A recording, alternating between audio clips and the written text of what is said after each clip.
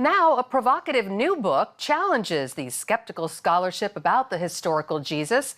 It's called Searching for Jesus, New Discoveries in the Quest for Jesus of Nazareth and How They Confirm the Gospel Accounts. Robert Hutchinson wrote the book, and he joins me now for more. Tell us some of the ways modern scholars have misinterpreted Jesus and cast doubt on the Gospels.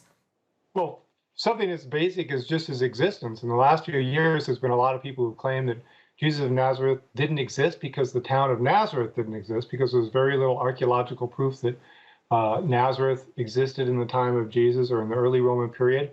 And the problem with making these kinds of arguments, they're called arguments from silence, is that evidence has a way of popping up. And just in 2009, they uncovered the remains of a first-century stone house in Nazareth that proves definitively that Nazareth was settled in the time of Jesus. And there's been literally dozens of archaeological discoveries like this that are reaffirming the existence of people, places, and beliefs that are mentioned in the New Testament.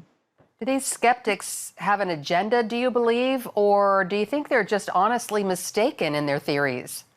Well, I think it's a mixture. What the ordinary public don't realize is that whenever they hear these so-called new or scientific ideas about who Jesus was or what the latest thinking is, most of these ideas are literally a century old. They were first proposed in the late 19th century. Bart Ehrman, for example, who argues that Jesus was an apocalyptic prophet who thought the world was going to come to an end in his own lifetime. He was basically a deluded fanatic who died disappointed and shocked on the cross. This is a century-old idea that has never been actually proven. It's just been accepted without any strong evidence. And now increasingly modern secular scholars and Jewish scholars at universities all over the world are challenging these 100-year-old ideas and finding, much to their shock, that the latest evidence actually supports the basic outline of the story as presented in the Gospels. Yours is really a fascinating and important book. What led you to write it? Well, I've been fascinated by Jesus of Nazareth my entire life. I'm a believing Christian. I was raised a Christian. But I've always been interested in the details. I've always been interested in the land of Israel, the languages. I moved to Israel when I was young in my 20s to study Hebrew. And I was literally raised with all this stuff, all the modern skeptical scholarly theories about the historical Jesus. But just in the last few years, because I've always kept up with it, and I've written about it for magazines like Christianity Today. And in the last few years, say the last 5 or 10 years, I started to notice that many of these top secular experts were saying things that were exactly the opposite of what I was taught in graduate school and in college. And they were saying things that actually supported the gospel account of events rather than attacking them. And I thought, this stuff isn't filtering down to the masses. You don't hear this in the media, and a lot of people in the pews don't know about this. Well, you already told us about the existence of the town of Nazareth that scholars said didn't exist. Can you give us another example of a recent discovery that pushes back against the modern misconceptions? Well, one good example is the notion that of a suffering Messiah. Throughout the New Testament, there's talk about how Jesus was a suffering Messiah, and people were expecting a suffering Messiah.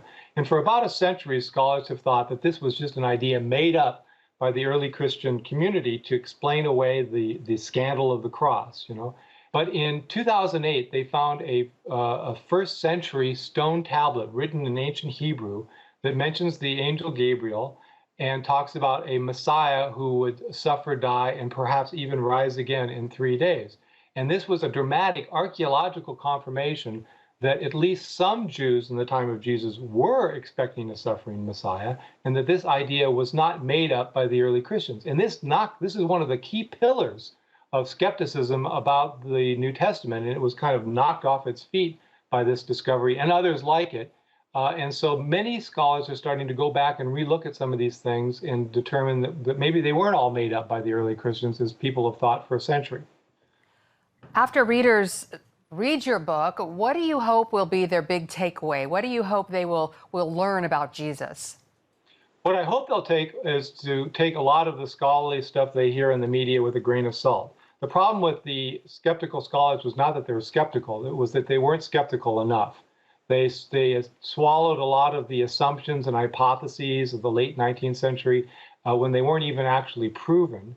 And now top scholars and archaeologists are taking a second look, and they are starting to realize that the Gospels may be truer than we thought. And I think that's really a fantastic, fascinating topic right now. And I think people would really enjoy looking into it. Sounds like a great Christmas gift as well. The book is called Searching for Jesus, New Discoveries in the Quest for Jesus of Nazareth and How They Confirm the Gospel Accounts. And you can find it wherever books are sold. Robert J. Hutchinson, thanks so much for joining us, and Merry Christmas. Thank you. Merry Christmas to you.